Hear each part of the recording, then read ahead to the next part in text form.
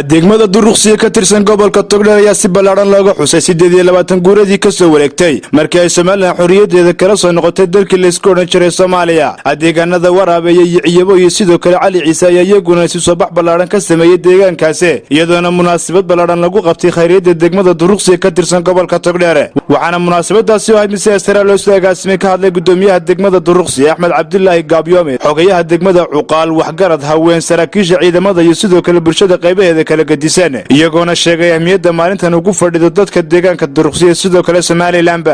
ayuu maanta xukumayna diinmeedna samayno muujino qiimaha maanta oo maxay noogu fadhidaa waxay noogu fadhidaa maalintu qiimo weyn bay noogu fadhidaa inaga oo carruurta qaadanay ilkaha oo waxa ogtiin layna soo mariyay oo calankii 60kii aynu keenay walaalnimo jacayl nooga waday dabeedna layna ku qiyaameeyay ubadkeena ilkaha aynu ku qaadanay waa siguurada gurigiisa fiiraa jiraadii waa maalin qiimaha aynu ugu fadhidaa oo aynu kaga gabaanay geesigeennii mujaahidkeennii hooyadeennii gorrantay aabaheennii gorramay kii aynu ku weynay waa maalin aynu kaga gabaanay ilaahay waxaynu ka barinay ictiraafkeennii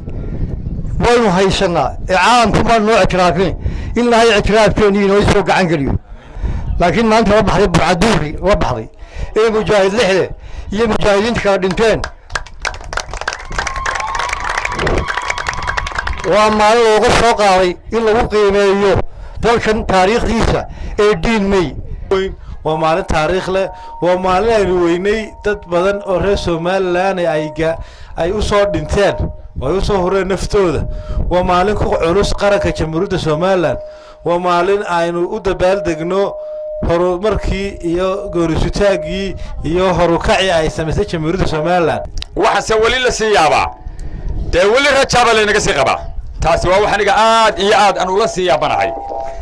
wali tiiba rajaynaga si qabta Somaliland waa muqaddas wax ka soo noqonaya ma jiraan waxaan oran lahaa walaalaha imika iyagu waxba isku dardarsanay waxaan leeyahay Soomaali baynu isku nahay dad walaalaha baynu nahay dalka iyo diinta iyo dadnimada iyo islaamnimadu intuba way naga dhaxeeyaan laakiin doqon baan sabir lahayn inaanu kala sameeyaa wacan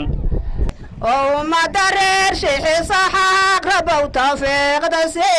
وما كالا مارني الله وانا قناقو معسول إيسيلي مركاي دالا تايبا مقعينو هرقالي الله كبارينا يبلا يغنقا حجاب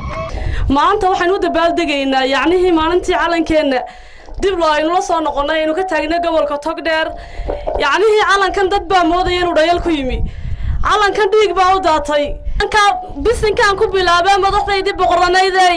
bisinkan ku bilaabay calanka babanaya bartankeena la taagay bisinkan ku bilaabay barka saraka cagaarka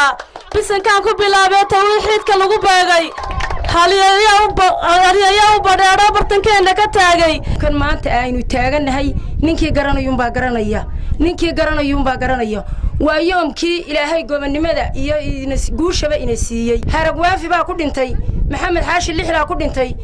maxamed cali baa ku dhintay habiil kayse aadan moogaa ku dhintay waxaynu ilaahay ka barinay guusha aynu haysano Somaliland waa muqaddis maalinta aad iyo aad qiimaha u leh ee dhiigeenu u soo daatay ee aynu soo halgannay horta magaalada Duruqsiya waxa la yiraahdaa father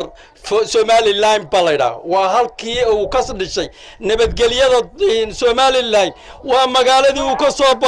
soo bilaabmay way aynu isku afkarano inuu Somaliland hadaynu nahay bari iyo galbeedba hadaynu Somaliland nahay ilaahay waxaynu ka rajaynaynaa bismillaahi kariim kuwii safkarta ee walaalo noqda ee xumaanta dhex joogta ilaahay ka dhex saaro Axmed Jaamacadan Axmed Digiro TV-ga qaranka Somaliland Burco.